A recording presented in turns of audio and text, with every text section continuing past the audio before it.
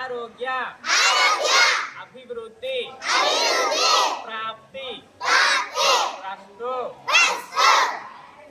విద్య అభివృద్ధి ప్రాప్తి రస్తు దీర్ఘాయుష్మాన్ భవ. అందరికీ నమస్కారం. మన పాఠశాలలో యూకేజీ చదువుతున్నటువంటి ఆశ్రిత ఈరోజు తన యొక్క జన్మదినం. తన జన్మదినం సందర్భంగా అన్నదానానికి తన వంతుగా 500 రూపాయలను డొనేషన్ కింద మన పాఠశాలకు ఇవ్వడం జరిగింది.